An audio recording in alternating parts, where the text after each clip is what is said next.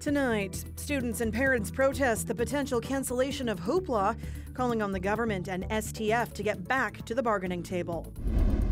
Also, how time, research, and technology helped reveal the identity of a Canadian soldier who died in the First World War. Plus, in Ottawa today, paying tribute to Canada's 18th Prime Minister. This is CBC Saskatchewan News.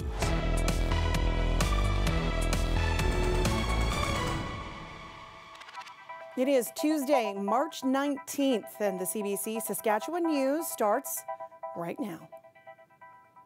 Good evening and thanks for joining us. There were more protests and public outcry today over the fallout from teacher strike action.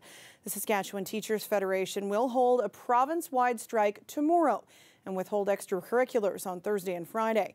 Parents and students are speaking out, but not everyone agrees who to blame. Aishwarya Duda reports. You have the power to lift it. You have the power to let them play. You're using them to try and get the government to bend to your will, and it's not fair to them. Some tense moments outside the Saskatchewan Teachers Federation office in Saskatoon as parents and students confront a union rep about the job action that's putting this weekend's provincial basketball championships in jeopardy. I want you to look at me and tell me why you're doing this, because you say we have your back, we care about you, but you don't, because we wouldn't be here if you did. Teachers care about you, and what teachers are fighting for is money so that schools can provide the supports they need for students. And when it comes down to it, it's in the classroom and making sure that kids are safe and are getting quality education. What do we want? Many of these protesters drove in from Priestville, a small town that's sending a senior team to Hoopla for the first time in nearly 30 years. But the STF is withdrawing extracurricular activities Thursday and Friday, effectively canceling the tournament, unless something changes by 3 p.m. Wednesday. There were more protests in Regina. This student says teachers are not the villains. They're not trying to punish us. The teachers deserve respect too. The government has to stand up for teachers and not punish students. It makes us feel mad at the STF. They could have had supporters. But instead they tried taking the stuff away, expecting us to be behind them on it, and it just made everyone mad and backfired. There's mounting pressure to resolve this dispute. Last week, STF asked the province to enter into a binding arbitration. If the government agrees, the union says it will cancel all job action. That the STF have the power to declare job sanctions and the power to choose which specific dates. What the STF leadership doing, Mr. Speaker, are targeting specific extracurricular activities which affect kids coming from Moose Jaw and Wynyard and communities in all areas of the province. The cancelled events and heartbreak are just one more thing for the STF and the government to blame on each other. Aishwarya Duda, CBC News, Saskatoon. The 2024-25 provincial budget will be unveiled tomorrow afternoon in Regina. It will be the final budget for Saskatchewan Finance Minister Donna Harpower. Harpower has done away with the tradition of a pair of shoes to represent the financial situation in recent years. Today, she unveiled the title of the budget: Classrooms, Care and Communities. The finance minister says as much as the government tries to forecast, some things can't be predicted. And heaven knows in my years of doing budgets, I've seen some pretty incredible unpredictables, such as a pandemic, the war in Europe, the largest drought impact that we've ever experienced. So we use a lot of historical data when we put a budget together on certain items such as crop insurance. Harpower is expected to announce the budget just after 2 o'clock tomorrow afternoon. We will have live budget coverage starting at 2 p.m. on our YouTube channel. You'll also hear from the finance minister live here on the CBC Saskatchewan News at 6. And you can read our online coverage once the budget is released at cbc.ca/sask. The federal government says it plans to audit the Federation of Sovereign Indigenous Nations. Documents obtained by CBC News show it will look at funding dating back to April of 2019. Indigenous Services Canada would not comment on anything specific, but said it's aware of allegations against the FSIN misspending public money. The FSIN represents dozens of First Nations communities in Saskatchewan. CBC has reached out to the FSIN for comment multiple times, but has yet to receive a response. Canada's inflation rate defied expectations in February, dropping for a second month in a row. Annual inflation dipped to 2.8%, down from 2.9% in January. Economists had been forecasting a slight rise. Analysts say slowing price increases for groceries and cellular and internet service drove the decline. Rent and mortgage costs continued to apply upward pressure on inflation. Core inflation, which strips out volatile items like food and fuel, also came in below expectations. The news will likely increase pressure on the Bank of Canada to start cutting interest rates. It's widely expected that won't happen until June at the earliest. A Saskatchewan meat business is shutting down after nearly 3 decades. Pineview Farms has served thousands of customers and dozens of local businesses. As Priya Bhatt reports, their decision to step away was not a hasty one. There's more beef coming. Kevin is booking in a couple extra steers. This local meat processing facility near Warman is shutting down after 26 years. I sorted through all the orders. Melanie and Kevin Bolt are the husband and wife duo behind Pineview Farms. This yard is actually Kevin's great-grandparents' homestead. And while it's built on a historic place, Melanie says they were ahead of the trend as the province's first poultry-inspected farm-to-fork, all-natural meat business. And we also dry age our beef 14 to 28 days before cutting and wrapping, which makes a difference in tenderness and flavor and sets us apart from other meat that you can get elsewhere. Bolt says there is not just one reason to close, there are many. We're a mature business. We're kind of too big to be small and too small to be big. So we had to look at reinvesting in the business and ask ourselves, does that make sense at this point in time? And then we looked at our farm succession plan. Knowing that our children weren't going to be farming, we had to ask ourselves, does this investment make sense going forward? So we've been working together for almost 10 years. Andy Yoon is a long-time buyer at Pineview Farms. He uses other suppliers too, but said Pineview hit a very specific niche. But I think one thing they do really well is that they're all natural. He says his restaurant, Odd Couple in Saskatoon, used Pineview meat primarily for all their special menu sets. It's nice to start with really high quality ingredients, and we just want to highlight that. Pineview products have been used and sold in dozens of restaurants, butcher shops, and health food stores in Saskatchewan, reaching thousands of households. We are just so grateful to Saskatchewan for supporting us and embracing us when we were a new and unknown thing 26 years ago, doing something that really hadn't been done in Saskatchewan to any great extent just yet. Customers stuck with us, and that's what's built this business. Pineview is in the process of clearing all of this out, and Bolt says the doors will officially close in mid-April. Priya Bhatt, CBC News, Warman. New DNA tools, a few buttons, and relentless research. They all combine to reveal the identity of a Canadian soldier who died in the First World War. Sam Sampson shows us how a mystery that lingered for more than a century is finally solved. See, I don't know how you're able to see this. Even across continents, Richard Hemsley wants to share stories of his grandfather. The man seated on the chair is Frank. When you look at his face, you can tell that he had a great sense of humor. And I think I have a great sense of humor. Actually, my wife would disagree probably. Though he never met Lieutenant Frank Hemsley, Richard knows all about him thanks to decades of his own family research. After fighting with the British Army in South Africa, Frank immigrated to Canada to be a farmer in 1911. His family joined a year later. He farmed near Prince Albert, Saskatchewan for almost 5 years, and then he joined the Canadian military for the First World War. Frank died in 1917 while leading his battalion into the Battle of Hill 70, a deadly fight against Germany ending with almost 10,000 Canadian casualties. He's a much loved and respected member of the family, and we know his story. But they didn't know where he was until now. Turns out Frank's remains were found in France back in 2012, along with some of his battalion buttons. Canada's Department of National Defence has a casualty identification program that couldn't at first get enough DNA from Frank's bones, so they couldn't ID him. But they tried last year with new technology, it worked, and Richard Hemsley was a match. This was the first time that I was able to speak to a grandchild who was the DNA donor for a First World War casualty. Sarah Lockyer hopes as technology advances, so too do her chances at solving family mysteries like Frank's.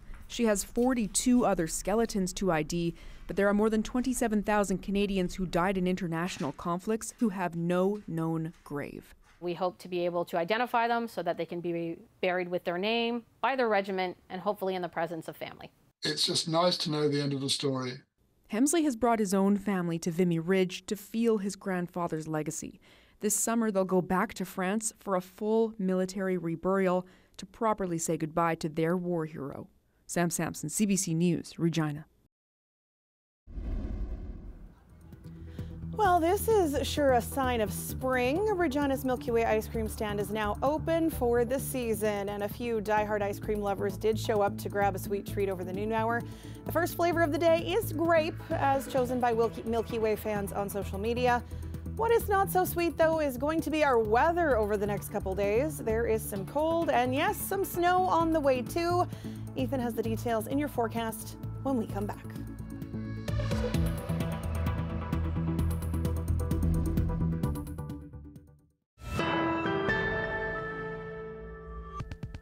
Montreal is seeing an influx of wild turkeys roaming the streets. It's amusing, but there have also been some frightening encounters. Sarah Levitt explains why the birds are there and what can be done about it. The interaction delighted onlookers, but clearly terrified the man. A wild turkey, angry and territorial. Then there's this one, strutting his stuff to show off his dominance.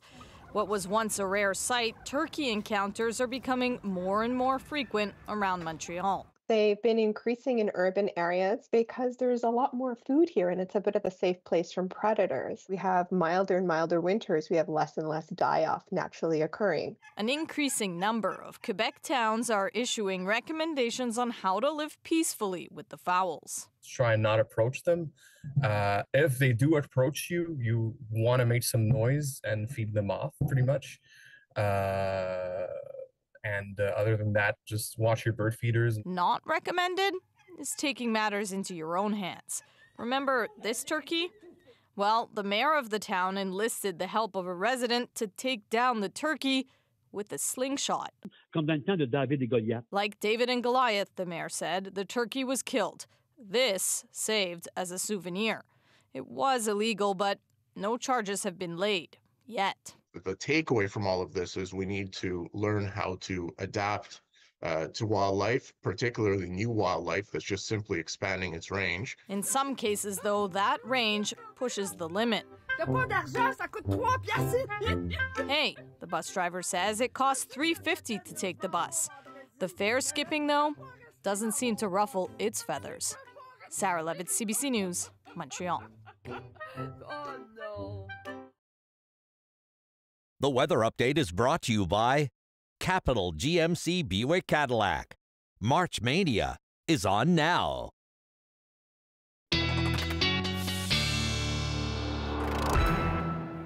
I feel like if you see me getting chased by a turkey, I'm not going to turn around and yell at it, but also lift your phone and take video, please. Yeah. Oh, I'll be the first to do that one. What's the weather going to be like? It's been an interesting day. You had ice cream over lunch. I did, yeah. I did stop by Milky Way, picked up a cone, and you know what? I've seen colder opening days, so you know this one was not too bad.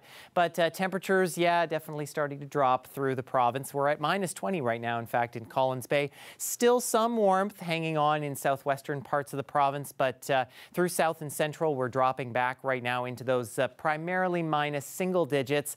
A bit of a drop well, not just a bit of a drop, more of like a significant drop in some parts of our province when you compare 4 o'clock today to 4 o'clock yesterday, dropping to between minus or 10 to 15 degrees colder in some parts of the province, even colder than that in east central regions around Prince Albert and over to Hudson Bay, and even in southwestern Saskatchewan too.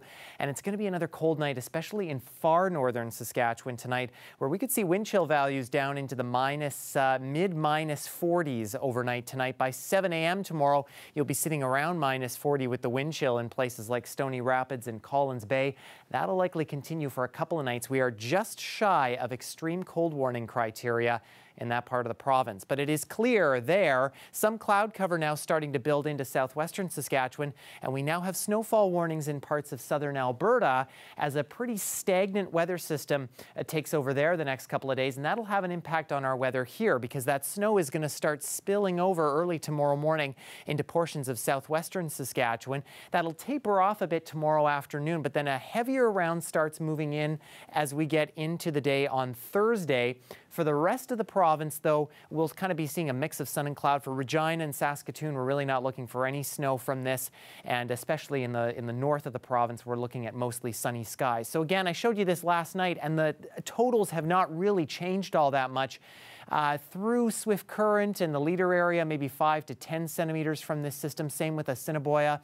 But the further southwest you go, could get over 20 centimeters. Especially, wouldn't be surprised if we get over the 20 centimeter mark in the Cypress Hills and kind of the higher elevations in that part of the province. But for Regina, in the meantime, we'll see increasing cloudiness from that system into tomorrow. Temperatures staying around -5 or so the next couple of days. We might see some flurries from that system on Thursday, but it's not going to be really any significant accumulation. Then our temperatures just pretty much stall out here as we head into the weekend and the beginning of next week. We might see some clearing for Friday, Saturday, but things starting to get a little bit cloudy heading into Sunday, Monday, and beginning into Tuesday. For Saskatoon, again, I think we're expecting some increasing cloudiness tomorrow. Things a little bit cooler for you than we have seen in Regina, with a couple of overnight lows there below the -20 mark, something we haven't seen in a little while here. And then finally some clearing as we head into Saturday, Sunday. 777s, Sam, usually a good luck sign. But this time around, it signals a little bit of cold weather. Just looks like a slot machine on that side of the board. Yeah, it really does. We need some good luck. Thanks, Ethan. You bet. Well, something new was unveiled today in downtown Regina. A new standalone washroom can be found on Lorne Street on the west end of Pat Fiacco Plaza. It's a single-stall, all-gender accessible washroom with a baby change table. For now, it's open from 8 a.m. to 8 p.m. The building is the former Welcome Services Pavilion. We'll be back after the break.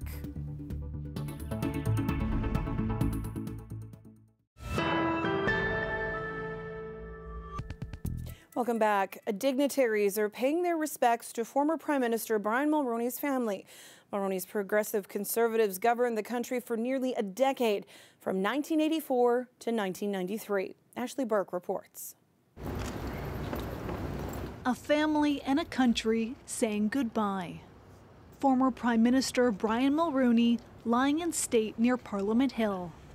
His wife Mila, daughter Caroline, and 3 sons, Nicholas, Ben, and Mark, greeting Governors General present and past. Somber, sad, but inspired by a man who has left such an example for all of us to follow. Michaëlle Jean shared what she said in her final goodbye. That my heart is with him, that I said to him that he meant a lot to me in difficult times, when he would take the time to call me. Jean said she admired Mulroney's sense of conviction. We were together also, at the funeral of Nelson Mandela, and he told me the epic, fight it was, how he quarreled, with those who wouldn't do enough. He did with Margaret Thatcher, he did with Ronald Reagan, telling them that they had to do more because apartheid was a crime against humanity in South Africa. Diplomats among those first to pay their respects and reflect on his legacy. It's a great loss to both Canada and for us. Prime Minister played a historic role because He was the first leader in the Western world who recognized Ukraine's independence. A steady stream of Canadians lined up too, some with personal connections. When Mulroney was the Prime Minister, he came and met with our cabinet and met with our people. And he actually was, I think, the first Prime Minister to come out more boldly and recognize the Métis Nation. He used those exact words, the Métis Nation, and it touched every one of us. Robin Averill showed the family a photo of one of his many performances singing for Mulroney. Oh, he was great. He used to love to get up on stage with me and sing. And this, of course, you all know what his favorite song was When Irish Eyes Are Smiling. When Irish eyes are smiling. The public visitation in Ottawa continues until Wednesday afternoon. Mulroney will then lie in repose in Montreal before the state funeral. Ashley Burke, CBC News, Ottawa. A new report on air quality around the world shows Canada has taken a big step backward.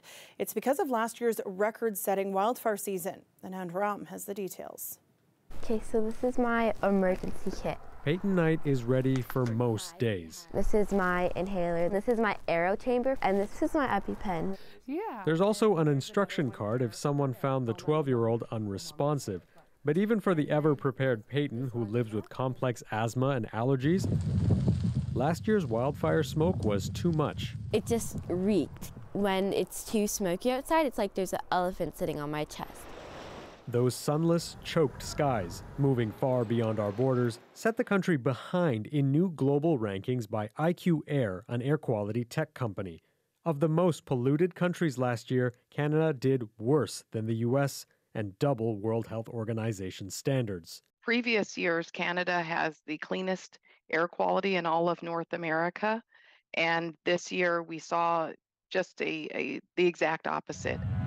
The report measured levels of PM 2.5, a pollutant that can spew out from wildfires, travel deep into lung tissue, and can cause breathing, heart, and cognitive problems. There's no safe amount of particulate matter to inhale. For some of the most vulnerable, like children, it's driving calls for upgrading air quality where they spend most of their time. Schools as clean air shelters have actually been proposed in many countries because it keeps your child population healthy, and it also serves as this extra resource for communities. Canada's warmest winter ever could set up a repeat of last year, and that may keep Peyton from an upcoming outdoor family wedding. If it's too smoky, then she doesn't get to go.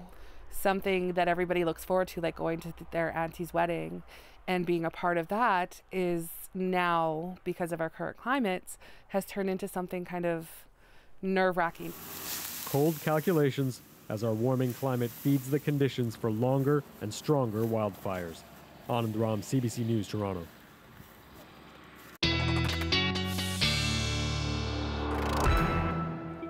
And Ethan's back with one last look at your weather, the last moments of winter. Yeah, that's right. In fact, the first board I'll show you here is set to 9:06 p.m. That is when spring officially arrives in Saskatchewan, and in Regina we'll be sitting at -7 with winds still a little bit breezy through the evening hours tonight, so that likely going to feel closer to around -15. And then tomorrow morning we're looking at mostly cloudy skies through the morning, and that will likely stick with us as we head into the afternoon. Things progressively just clouding over from there. For Saskatoon, your spring starts with a nice balmy temperature of -12, but things will be warming up a little bit through the afternoon, not before dropping to -15 though tomorrow morning. We are looking for possibly some clearing skies in the afternoon, but still cloudy at the noon hour.